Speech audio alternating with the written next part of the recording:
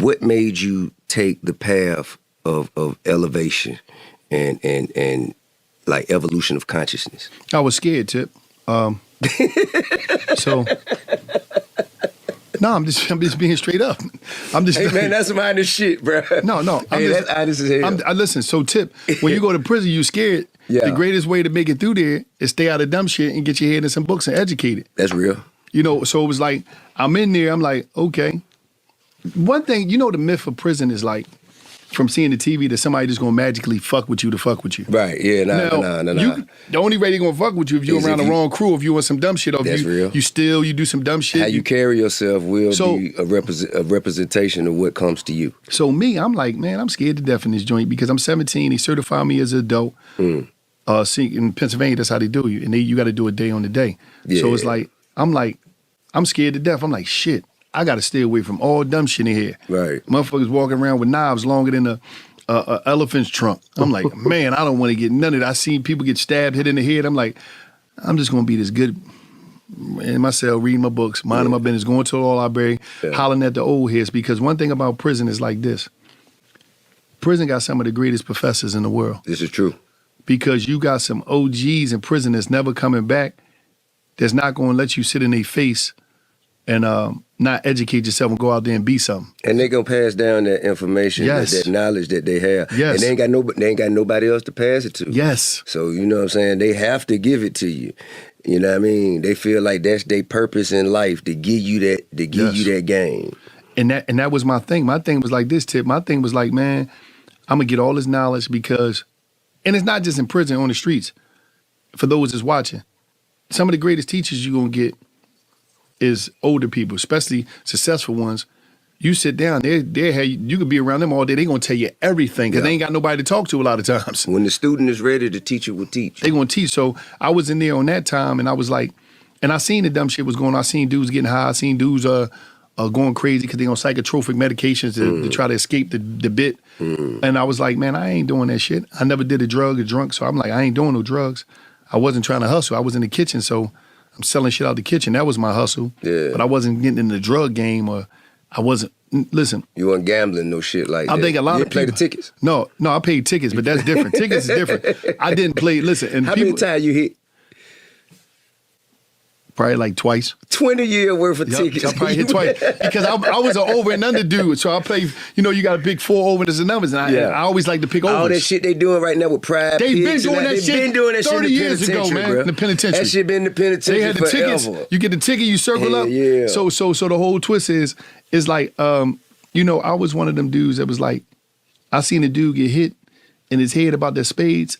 To this day, I don't know how to play spades, man. What? I said, I don't never want to learn how to play spades. Fuck that. Hey, hit the nigga in the head with the... Yeah, man, he hit a dude in the head. With the blade? No, he hit a head with a lock and a sock. And it was like, I was like, oh man, that game ain't that important to me. So I never learned. Me and my old lady serious about this shit. That spade shit ain't no joke. That's why everybody be like, man, you was in jail, you know how to play spades. I said, I never learned. It wasn't worth it. So you ain't play nothing in jail? No, I played checkers.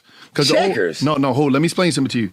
The old head's got the big master board of checkers. What you mean master board? That joint, it ain't the regular size. It's like bigger, and you got a bunch of pieces, and you jump backwards and forward. Like it's a crazy. Once you get the double king, it's a crazy game. So I used to play with the old heads with that because they old heads.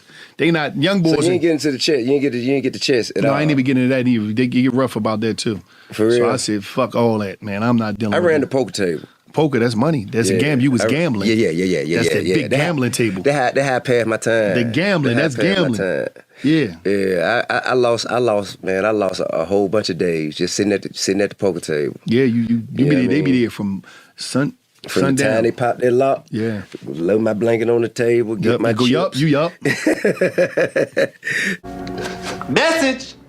Put me anywhere in any jail and I shall prevail. If another man survived, I shall as well. Peace. Back with another one of my installments, Words of Wisdom.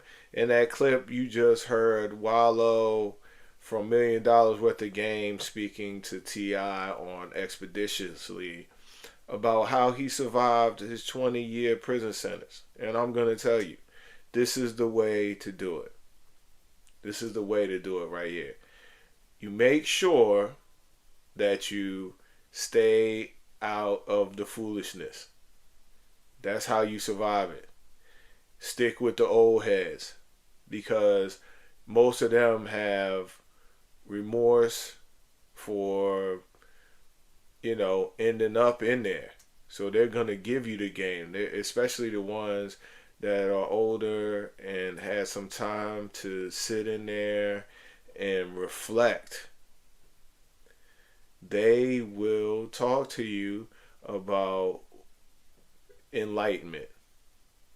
And a lot of them, you're going to find some old heads that are still acting young and running around and doing dumb stuff. But most of the old heads in there, they're going to be playing chess. They're going to be, and not for money, just to play. And then, but like I said, there's always going to be exception to the rule. I'm just speaking about the majority. They're going to be playing chess. They're going to be listening to jazz. They're going to be reading books. And they're going to try to keep you on the straight and narrow, because they, especially if you have a date to go home and they don't, you're going to be their redo.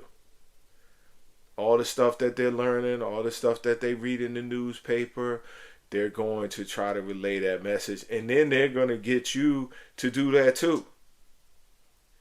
They're going to get you to do that too. Living wild in there is going to do nothing but make sure that you don't ever come home again. You might have to lay somebody down, pause. Straight up. I've spoken about this in numerous other videos. In order to stay out of that drama, stick with the old heads. What he said here is an absolute fact.